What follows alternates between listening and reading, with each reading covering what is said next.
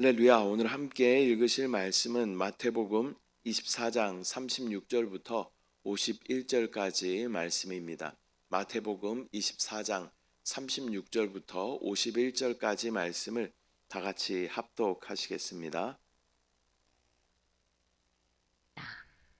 그러나 그 날과 그때는 아무도 모르나니 하늘의 천사들도 아들도 모르고 오직 아버지만 아시느니라.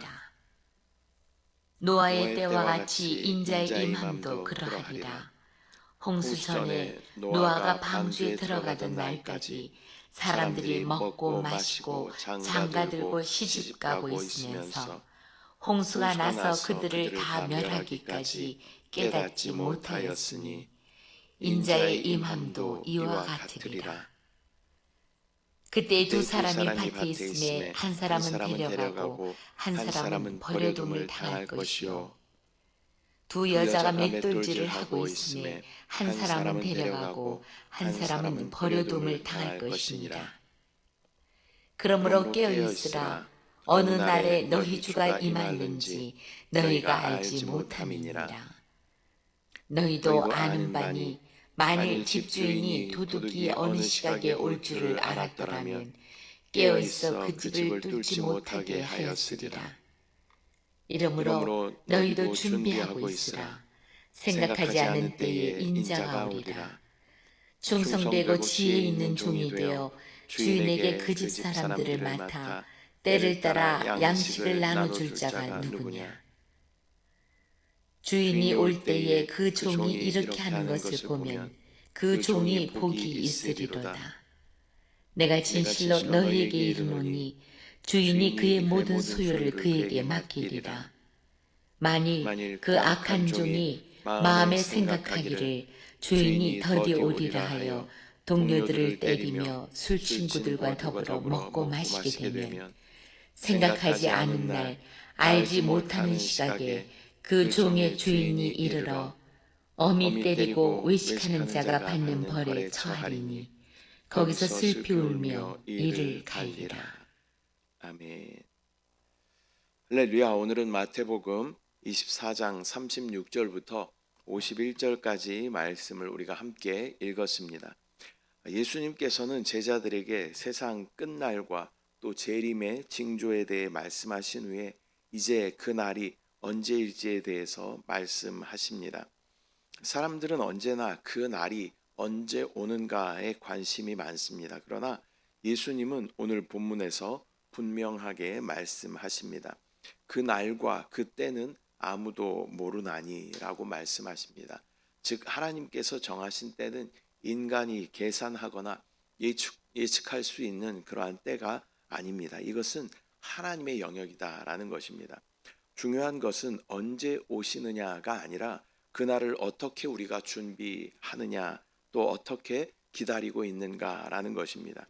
오늘 본문은 재림의 시기보다 재림을 대비하는 삶의 태도에 대하여 말씀하여 주고 있습니다. 예수님은 여러 비유를 통해서 깨어있는 삶, 또 충성된 삶, 그리고 신실한 청지기의 삶의 자세를 말씀하여 주십니다. 먼저 36절. 그러나 그 날과 그 때는 아무도 모르나니 하늘의 천사들도 아들도 모르고 오직 아버지만 아시느니라. 예수님은 그 날과 그 때는 아무도 모르며 하늘의 천사들도 또 아들도 모르고 오직 아버지만 아신다라고 말씀하십니다. 이 구절은 재림의 시간에 대한 인간의 무지함을 분명히 선언하고 있는 그러한 말씀입니다. 그렇기 때문에 주님의 재림의 시간을 특정하는 것은 합당하지 않으며 또 이것은 신의 영역을 침범하는 그러한 교만한 행동인 것입니다. 그리스도께서는 하나님으로 그 시와 때를 알 수 있는 분이십니다. 그러나 그 예수님께서는 자발적으로 그 때를 알지 않으셨다라는 것은 그분이 아버지의 주권에 온전히 순복하고 계신다라는 것을 볼 수 있는 것입니다. 우리의 관심은 시기를 계산하는 것이 아니라 그 날을 준비하는 순종하는 그러한 삶이어야 할 줄 믿습니다. 37절부터 39절. 노아의 때와 같이 인자의 임함도 그러하리라. 홍수 전에 노아가 방주에 들어가던 날까지 사람들이 먹고 마시고 장가들고 시집가고 있으면서 홍수가 나서 그들을 다 멸하기까지 깨닫지 못하였으니 인자의 임함도 이와 같으리라.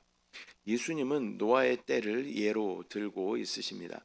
이 홍수 전 세상 사람들은 먹고 마시며 또 결혼하면서 평범한 그러한 일상에 몰두하고 있었습니다. 하지만 그들은 홍수가 나서 다 멸하기까지 깨닫지 못하였습니다. 노아의 때와 같이 사람들은 경고를 들으면서도 위험을 실감하지 못합니다. 하나님의 심판이 다가오는 징조가 있어도 자기의 일상과 또한 쾌락과 자기의 계획 속에서 살아가고 있습니다. 예수님은 인자의 임함도 이와 같을 것이다 라고 말씀하시면서 우리에게 무감각한 그러한 신앙에 대해서 경고하고 계신 것입니다. 오늘날 교회 안에도 이러한 모습들이 있는 것이죠. 말씀을 듣지만 행동하지 않고 또 종말을 말하지만 실제로는 오늘을 그대로 살아가고 있는 그러한 신앙이 많이 있는 것입니다. 진짜 문제는 언제 오시는가가 아니라 지금 내가 깨어있는 신앙인가라는 것에 있다라는 것을 우리는 다시 한번 점검해 봐야 할 줄 믿습니다. 40절 41절 그때 두 사람이 밭에 있음에 한 사람은 데려가고 한 사람은 버려둠을 당할 것이요 두 여자가 맷돌질을 하고 있음에 한 사람은 데려가고 한 사람은 버려둠을 당할 것이니라. 이 말씀은 재림의 날에 일어날 분리와 선택에 대해서 말씀하여 주십니다. 같은 일터에서 또 같은 삶의 자리에서 겉보기에는 같은 그러한 일을 하고 있지만 결과는 많이 다른 것입니다. 이 차이는 어떻게 행동하는가가 아니라 영적인 상태와 믿음의 방향이 어떻게 정해져 있는가라는 것을 말씀하고 있는 것입니다. 두 사람 다 일을 하고 있습니다. 그러나 한 사람은 믿음으로 깨어 있었고 다른 한 사람은 세상 속에 잠들어 있었습니다. 저와 여러분이 재림의 날 데려감을 받을 사람인가 아니면 이 땅에 남겨질 사람인가라는 것은 우리의 겉모습이 아니라 우리의 영적인 신앙의 태도에 달려 있다라는 것을 우리는 깨달아야 할 줄 믿습니다. 42절 그러므로 깨어 있으라 어느 날에 너희 주가 임할는지 너희가 알지 못함이니라. 그러므로 깨어 있으라라고 말씀하십니다. 이것이 오늘의 본문의 핵심 명령입니다. 깨어 있다라는 것은 단순히 잠을 안 자는 그러한 것이 아니라 영적으로 민감하게 주님을 기다리는 그러한 태도를 의미하는 것입니다. 깨어 있다라는 것은 세상 유혹에 민감하게 반응하여 그것을 거절하며 또 죄의 잠에서 벗어나며 언제 주님이 오셔도 맞이할 준비가 되어 있는 열매 맺고 있는 그러한 상태를 말씀하시는 것입니다. 예수님은 깨어 있음이 모든 재림 신앙의 출발점이다라고 말씀하십니다. 깨어 있지 않은 신앙은 결국 미혹과 나태 속에 빠질 수밖에 없는 것입니다. 43절 44절 너희도 아는 바니 만일 집 주인이 도둑이 어느 시각에 올 줄을 알았더라면 깨어 있어 그 집을 뚫지 못하게 하였으리라. 이러므로 너희도 준비하고 있으라. 생각하지 않은 때에 인자가 오리라. 여기서 도둑은 재림이 불시에 임하는 것을 의미하는 것입니다. 주님이 도둑처럼 오신다라는 것은 그분이 몰래 오신다라는 그런 의미가 아니라 예기치 않은 그러한 시간에 오신다라는 그러한 의미를 가지고 있는 것이죠. 예수님은 생각지 않은 때에 인자가 오리라라고 다시 한번 말씀하여 주십니다. 그렇기 때문에 그리스도인은 하루하루를 오늘이 그날일 수 있다라는 그러한 마음으로 살아야 하는 줄 믿습니다. 우리는 많은 종말론에 대해서는 주의하고 경계할 필요가 있습니다. 그러나 스스로는 종말론적인 그러한 신앙을 가지고 살아야 하는 줄 믿습니다. 도둑을 대비하려면 깨어 있어야 하듯이 주님을 맞이하려면 일상의 영적인 그런 긴장감을 유지하면서 살아야 하는 것입니다. 그것이 바로 이 시대를 살아가는 그리스도인의 거룩한 현실의 감각이다. 45절부터 47절 충성되고 지혜 있는 종이 되어 주인에게 그 집 사람들을 맡아 때를 따라 양식을 나눠줄 자가 누구냐? 주인이 올 때에 그 종이 이렇게 하는 것을 보면 그 종이 복이 있으리로다. 내가 진실로 너희에게 이르노니 주인이 그의 모든 소유를 그에게 맡기리니. 예수님은 이제 깨어있는 삶을 청지기의 충성으로 말씀하십니다. 주인은 종에게 자기 집을 맡기고 또 제때의 양식을 나누어 주라라고 말씀합니다. 충성되고 지혜 있는 종은 주인의 뜻을 알고 맡은 자리를 성실하게 감당하며 주인이 언제 오시든지 부끄럽지 않게 일하고 있는 그러한 자들입니다.